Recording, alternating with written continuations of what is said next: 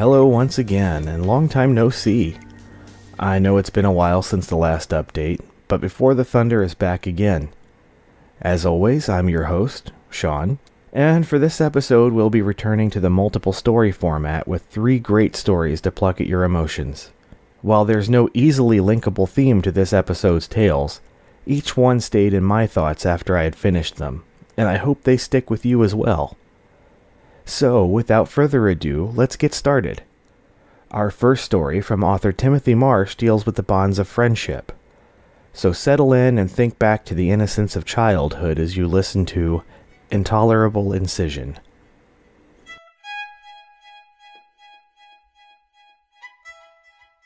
Maddie squealed when Lizzie got out of the car wearing the exact same braids. Her mom pulled out a new bag, Thomas the Tank Engine. As Maddie put it on her back, her mom got in trouble. "Ma'am, this is a kiss and drop zone. No getting out of your car." Lizzie's mom gave Lizzie a kiss on her head. "Oh look, there's Maddie," then hopped into her car. Maddie rushed to greet her, but the grumpy lady held up a hand. Maddie stopped dead still, like her body had been turned into stone. Then Lizzie collided into her, giving her a great big hug and breaking the spell. "You got here first!" Didn't they have any more girl school bags? Lizzie turned a slow circle trying to see her bag. "Thomas is a girl bag too." Then, seeing Maddie's bag, "You got Elsa." Mom said I couldn't have Elsa. They were interrupted by the grumpy lady. "Good morning, first graders. There's Miss Claramine. She's your teacher. Now follow her." Lizzie squeezed Maddie's hand. "She looks like a witch." Maddie watched the woman approaching along the concrete path. Brown shoes, heavy brown skirt, and pearls around her very wrinkly neck. She had little, dark eyes, a man nose, and a brown scarf. "Follow me. Don't forget your bags." Lizzie stood still, staring, until Maddie tugged her along. In class, they huddled together on the floor. Big desks and chairs loomed behind them, and Miss Claramine towered in front. There were 2 words in the middle of the whiteboard. Maddie leaned over to Lizzie and whispered, "That's her name. It starts with M for Ms." Instantly, Miss Claramine leaned over the pair. "No talking! Are you two going to be trouble?" They both shook their heads in unison. "Then stop holding hands." They let go and dried their suddenly sweaty palms. A girl behind them began to cry, "Mommy!" Neither of them turned to look. After that, even when at their pair desks, Maddie and Lizzie spoke to each other only with their eyes. A bell rang for a short break. "You'll all sit on the chairs near the little play yard. Now scoot." Miss Claramine stopped Maddie and Lizzie. "Not you two. I've got something special to show you." They followed Miss Claramine to where she'd sat behind her old desk. She opened a heavy drawer and lifted out a beautiful box. Deep carvings were sliced into the dark wood to show children playing. It thudded onto her desk. Then she slowly turned it toward the 2 girls. "Don't be scared. Come closer. I'm going to show you my enchanted scissors so you know what they do." She slowly tilted back the hinged lid to reveal red felt lining and an ancient pair of scissors. The handles were silver like twisted leaves and flowers, but the blades were perfect black like stone. "Do you know what these enchanted scissors do, girls?" Maddie and Lizzie shook their heads in unison, eyes wide. "They cut the bonds of friendship. They cut them right apart. Forever." Snap! The girls flinched as the box lid slammed shut. Then, scoot! As they dawdled back into the classroom after break, talk of escaping fell silent. They were drawing balloons, and Miss Claramine wasn't even speaking when Lizzie leaned close. We could cry like that boy did. His mom came and got him. No, if we annoy her, she'll cut us in half. Then Maddie fell silent as Miss Claramine walked past them, eyeing them carefully. After she'd passed, Lissy whispered, "We can run along the veranda instead." Miss Claramine swung around and glared. "That's enough! You'll both stay back at lunch." Maddie remained silent. Lissy cried. Her tears made the ink on the balloons run. Little blue rivers smeared across the paper. Everyone else had left for lunch break. Miss Claramine pulled out the carved box. "Now come to the front, little ones. Turn to face the whiteboard. Closer.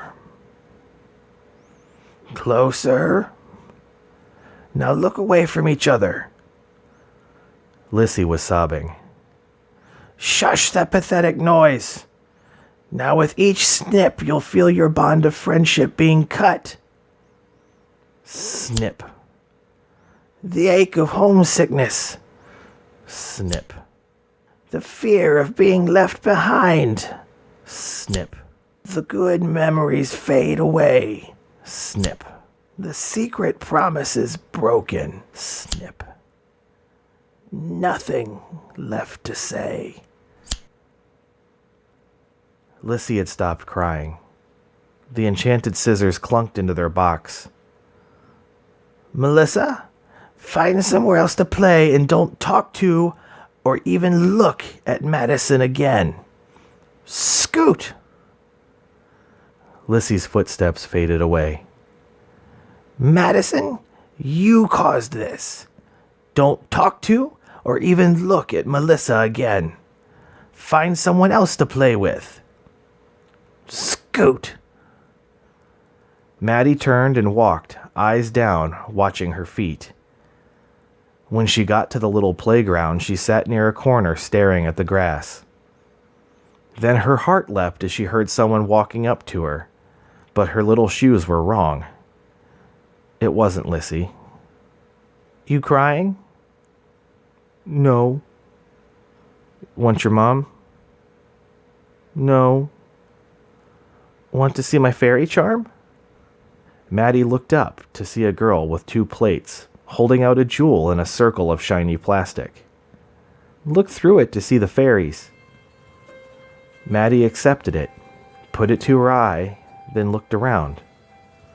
The world was broken up into hundreds of bright triangles full of children. As she turned, the children shifted across the triangles. Then one sitting child filled all the triangles. Hundreds of Lissys sitting on the ground, staring at the grass. Lissy turned and smiled.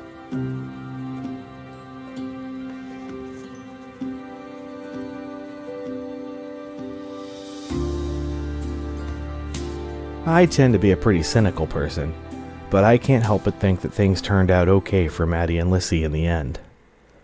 There may have been some soul-searching involved to get there, but then even the most steadfast and faithful among us face difficult questions at times. Our next story, Sanctuary, by author Jim Long, details an encounter between a priest and a bear, and the personal dilemma that arises as a result.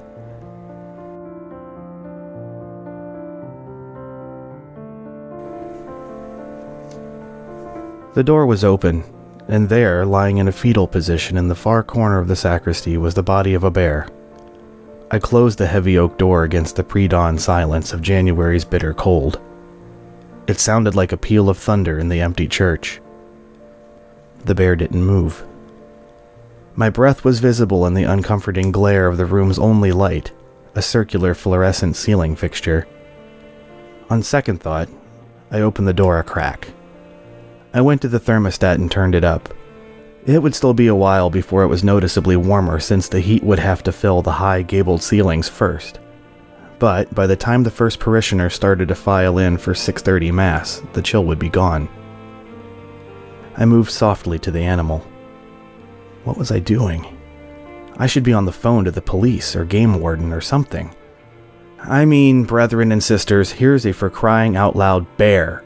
In my church. Something held me back, though. It looked so human lying there. It wasn't big as black bears go. A male, maybe 200 pounds. Probably last year's cub.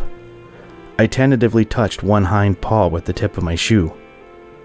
Nothing. I squatted down beside it. Its head rested on its right forepaw. Its left paw was tucked against its muzzle. I couldn't see its chest move, but then I noticed that the guard hairs on its paw nearest its nose fluttered ever so slightly. I watched for a moment. The fluttering would stop, then repeat about 10 times a minute. It was alive, but just barely. Fetching a flashlight from the broom closet, I examined the bear more closely.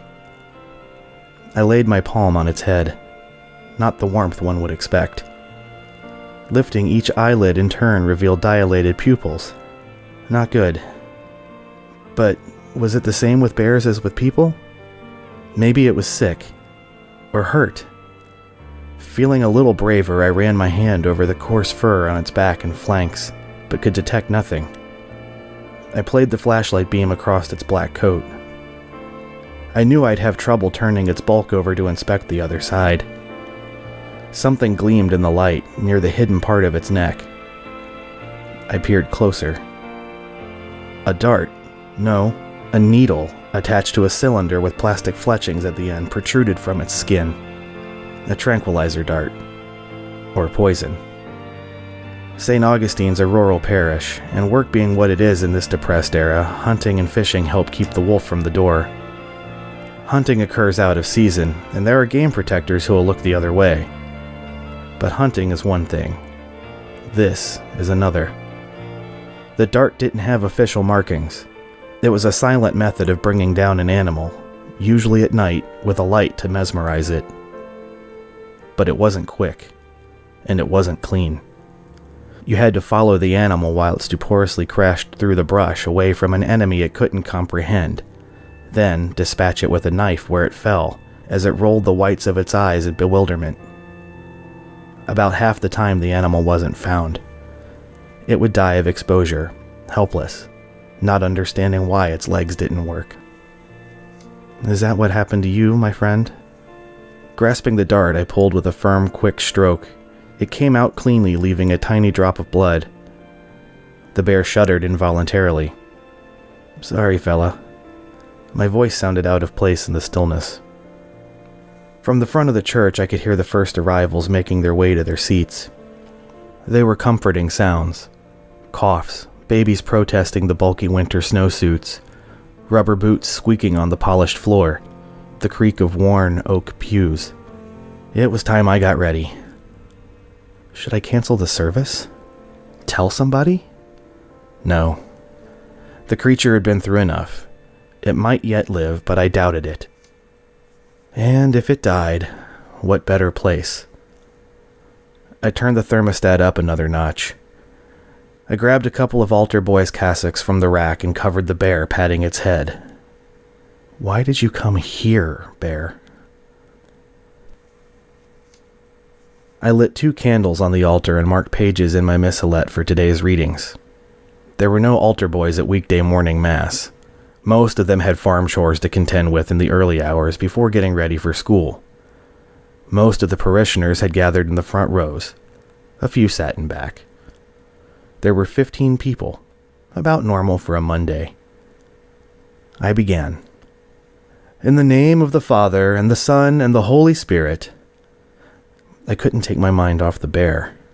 Why here? I couldn't escape the feeling of significance, something important in the bear's presence. Come on, Father, I mentally chided myself. It's just a dumb animal that wandered in out of the cold. Nothing more. Right. The congregation recited the contrition. Forgive me for all that I have done and all that I have failed to do. What have I failed to do? In the middle of the reading from the Old Testament, it occurred to me, what if the bear wakes up during Mass? It would be groggy, wouldn't be able to find a way out. It might hurt itself. Or, good God, It might come out here. People would panic. They could be hurt. What was I thinking of not telling anybody? Please let it sleep till Mass is over. I listened, waiting for the terrified animal to bawl, the sound of sharp claws clattering on varnished floor as it tried to escape. But there was no sound except the soft clink of expanding pipes from the heating system. The gospel was ended. The people sat back in their seats expectantly waiting for my homily. What would I say to them? All I could think of was that bear. I just wanted this to be over as quickly as possible. Forgive me, Lord. I was going to talk about the wise men and their trek to visit the child, but the picture I had in my head was of the hunchback in Esmeralda, the misshapen wretch who brought the falsely accused and hunted girl into the church for protection. No, sanctuary. There came 3 wise men from the east to Jerusalem, and... This isn't it, I thought. This isn't what I want to talk about. They saw the young child with Mary, his mother, and fell down and worshipped him. I frowned and coughed into my hand. People began to look at one another and shift uneasily in their seats. I took a deep breath and put away my notes. When you least... Easy now. Start again. We are all scared at one time or another, and there are many degrees of fear. Sometimes we're afraid of losing the one we love. A child going away to college, a parent dying of cancer, or a marriage gone sour. It may be that we fear death or disease. And sometimes we are afraid of life itself. Oh, not so much the day-to-day struggle with jobs, bills, and people who want something from us, but a deeper fear, a fear of not having anyone, no living creature to turn to, not even an enemy.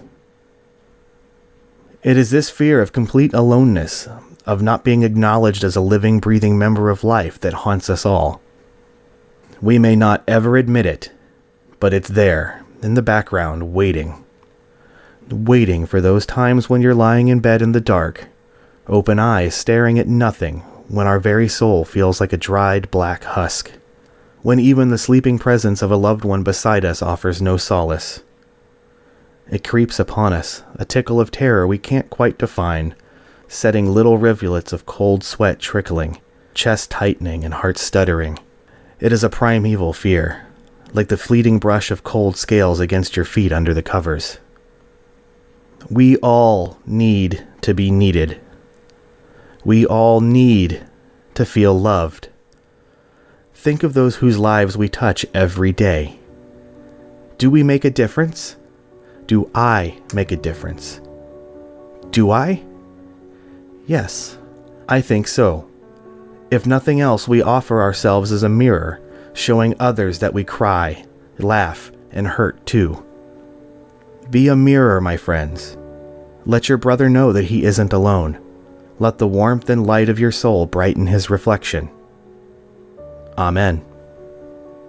Several people looked at me kind of funny, like I had just told a dirty joke. One man smiled at me with glistening eyes, nodding in agreement. Most just sat stiffly, waiting to see what I would do next. Just then I heard something from the sacristy. A soft sound. Padded claws on varnished hardwood? Oh God, please don't let it come out here now. But no one else seemed to have heard it. I pushed ahead, afraid to stop, wondering what was happening in there. The rest of the mass passed by in a haze. I did it by rote, hoping people wouldn't notice, or at least not to mind, just this once. I hoped the relief wasn't too obvious on my face when it was finally over. The mass is ended. Go in peace to love and serve the Lord. I watched them file out, hoping no one would decide to talk to me. None did. The silence settled like a blanket when the last person had left, leaving me to stare at the sacristy. No sound came from there, just the drip of water from the eaves as the sun began to warm the roof. I genuflected as I left the altar, sighed deeply, and entered the room. It wasn't there, and if the truth be known, I think I knew the bear would be gone. Maybe it wasn't ever here.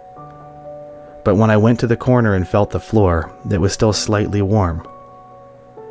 It lived then. I smiled.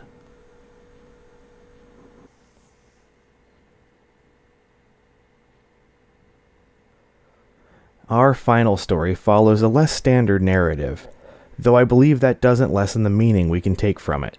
And, like the characters in Light Reading, from author Carrie Millay, I'm sure coming into possession of a copy of the World Encyclopedia First Edition would mean something different to each and every one of us. And that is the wonderful thing about stories such as these. Meaning is personal and ours for the taking.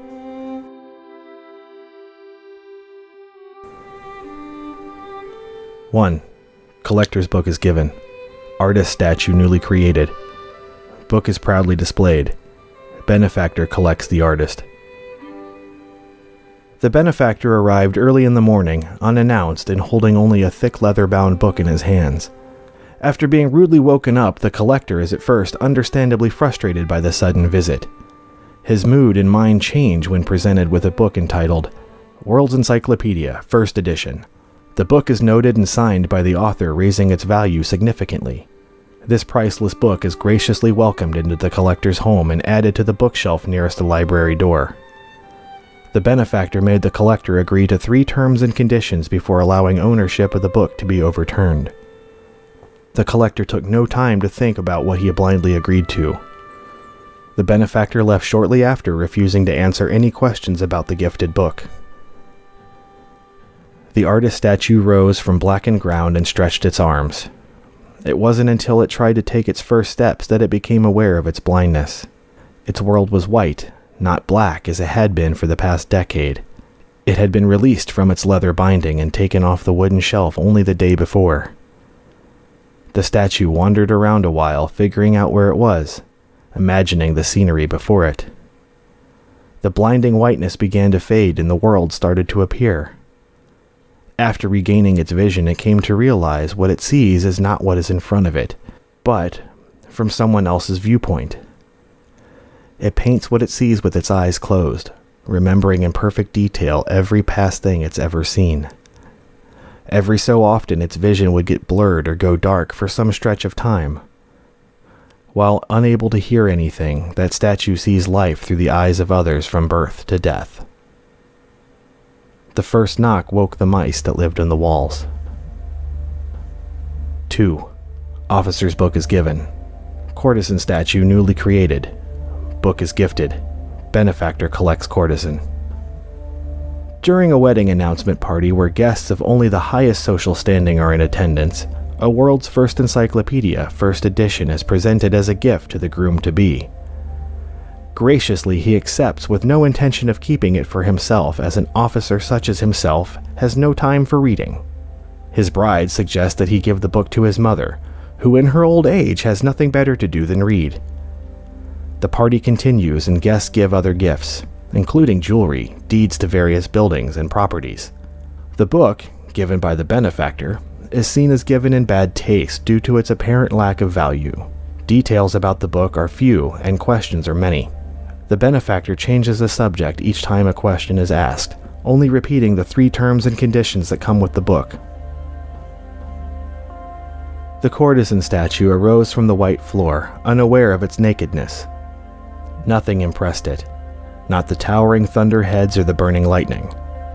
The rain only furthers its displeasure of the world. The sun comes out of hiding and warms the world, giving life to the soaked ground. The first flowers catch the attention of the statue. Though still not impressed, it sits and watches the grass grow around it. The benefactor finds it covered in vines, moss, and other plant life. The benefactor offers to show the courtesan an experience that will not only impress, but inspire. The courtesan accepts the offer on condition that the benefactor speak as if they are equals and friends. The statue develops a dry sense of humor and a preference for sarcasm just to annoy the benefactor. The music swelled as the bride-to-be made her grand entrance. 3. Doctor's book is given. Officer statue newly created. Book is hidden away. Benefactor collects officer. The doctor has been offered his book on more than one occasion, and each time the answer was no. The benefactor arrives at his home, at his office, anywhere the doctor is at the same time each day. Even when threatened with death, the benefactor returns. The doctor wants nothing to do with the book after not getting any information about the World's Encyclopedia, first edition. The doctor recognizes the author's signature and refuses to allow the book to be in his possession. After a year of continuous asking, does the doctor concede? The first and last thing he does with the book is put it as far from himself as possible. Though out of sight, the book is never far from his mind. It sits heavy on a bookshelf in a nearly forgotten part of his home. The officer statue blinked the starlight from its eyes and marveled at the night sky above. To its surprise, the night wasn't dark, even lit from a million miles away. The universe floated overhead. The colors changed as the night faded. The sunrise was spectacular, but the officer missed the stars. The sky opened up and a vast blue blanket covered the world as far as the officer could see. The benefactor found the officer standing in the middle of the desert, staring upwards. At his feet was a bird, dead from heat, dehydration, and starvation. It had fallen from the sky above the statue. As they travel together, the benefactor attempts to teach the statue the meaning of loss and love. But the statue never learns. Not once in his life had the doctor been so tempted to contemplate murder. 4. Thief's book is given. Vagabond statue newly created. Book is stolen. As the benefactor is traveling through a trading town, the book in the sack is stolen. The guilty party takes off down the street, disappearing into the crowd. At every turn, the thief catches a glimpse of the benefactor. The goose chase goes on all over town, down into the slums and up the paved streets of the rich and powerful. At the highest part of town, the benefactor and the thief meet, properly for the first time. The thief, mutually impressed by the benefactor, agrees to listen to the terms and conditions of keeping the book. At first, the benefactor thought the book had been stolen by the wrong person. The thief at first thought the book was too simple to keep.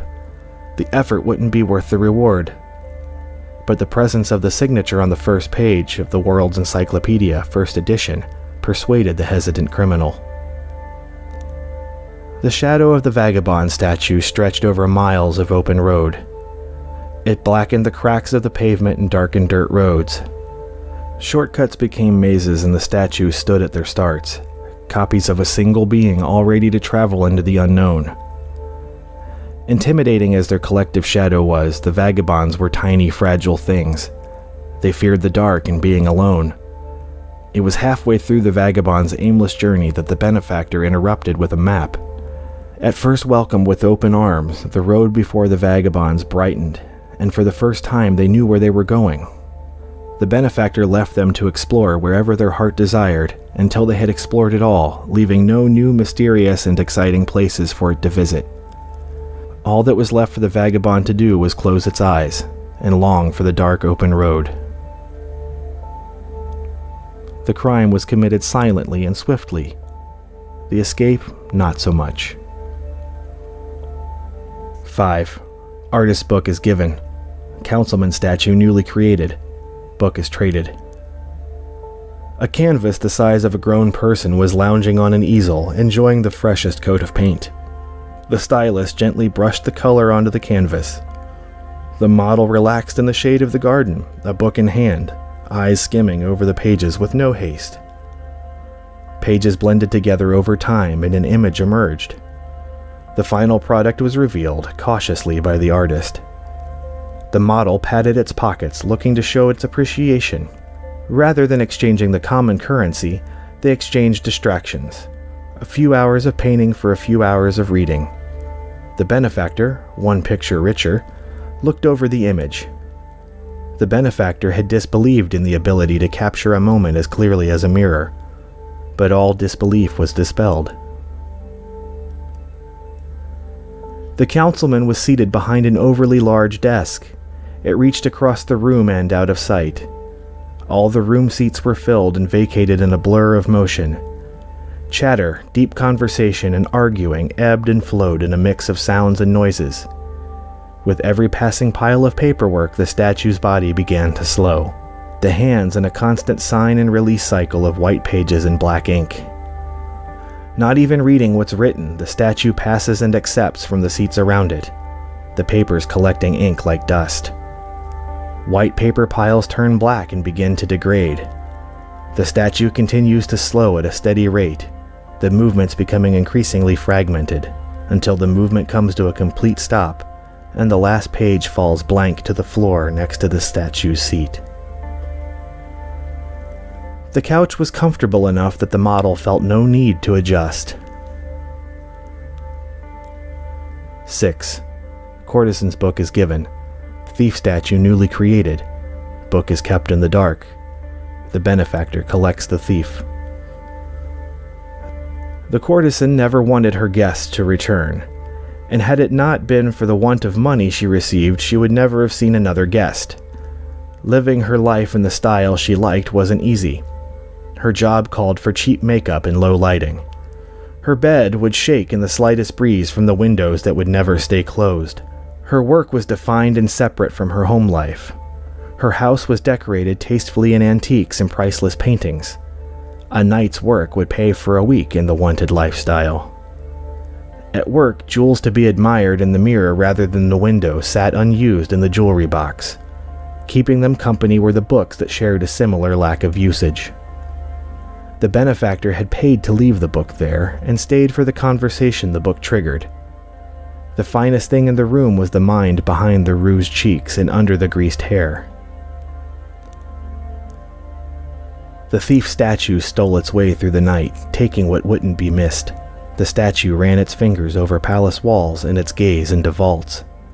Gold, silver, diamonds, precious gems of every shape and color littered the ground behind the thief. After running out of valuables, the thief sat bored on its steps.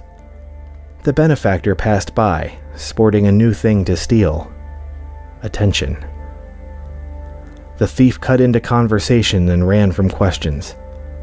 The benefactor stopped asking questions and started dropping hints to the biggest heist of the statue's life. It only took a few enticing conversations to convince the thief to come along as a business partner and invest in the adventure of a lifetime. The night had passed so quickly the curtains were not prepared to block the blinding light of morning. 7. Councilman's book is given. Doctor statue newly created. Book is wrongfully given away. The book arrived subtly in a shipment of books. The crate is opened with routine precision and placed like always on the bookshelf. The list of books contained on the shelf hadn't changed over the entire lifetime of the shelf. Shipment spanned from the creation of the council to the last day of the councilman who received the books. It was on his last day that he unknowingly got a World's Encyclopedia first edition signed by the author. The valuable book played a part in its original owner's death. The new council seat warmer assumed ownership of all his predecessor's belongings, bookshelf included. The shelf itself was seen as useless and sold, while some of the more valuable books followed the new council member around. The doctor statue wiped its hands on its body, trying to relieve itself of the grass stains. The statue collected various other stains as it lived. Everyday use chipped and scratched the stone. The warmth of the sun and the cold of the snow fell on numb skin. Only the scars of life were plainly obvious to the statue. It tried everything to smooth over the chips and nicks, but the sandpaper only roughened the wounds. The benefactor offered to show the statue how to feel the sun on its skin, or never need sandpaper again. But both options were equally appealing, and the statue felt the need to make a choice by flipping a coin. The benefactor offered a coin of their own to make the decision. The statue watched the coin land on its side and spin. A single wooden crate sat on the rug in the center of the office, a monument to the consistency with which orders arrived and remained unpacked for weeks. 8. Vagabond book is given. Collector statue newly created. Book is lost. The vagabond sat against the wall, wrapped in a tattered sweater. Its knees were whipped with cold air coming through the holes. Mismatched socks and muddy shoes were pulled close to the body to keep warm. Written with a level of elegance and craftsmanship that only a master scribe could match was a sign. Donations welcome. Anything helps. The work of art sat behind a tin cup weighed down with a few coins and a cigarette. The sound of a heavy book hitting the hard ground made the vagabond jump up with fright. The benefactor pulled out its wallet and stuffed the tin can with money, and dropped a pack of cigarettes into the homeless lap. That first donation stayed in a pouch tied to the vagabond at all times.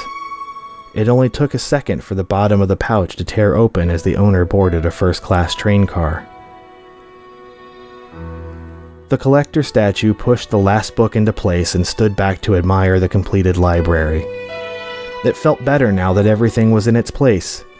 It had taken so long that the first set of things he'd put into place were covered in a layer of dust, which was noticed, and then the cleaning process began.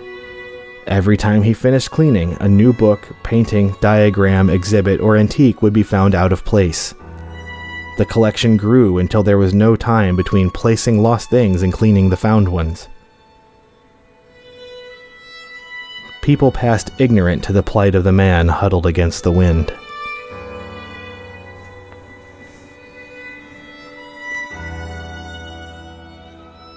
And with that, we've come to the end.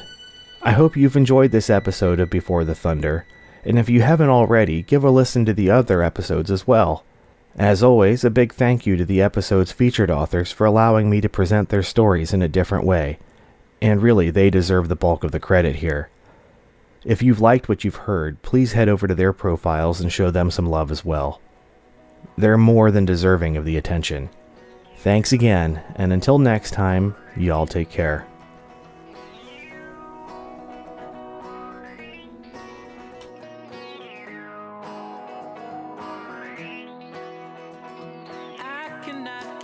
Again, my back's against the wall.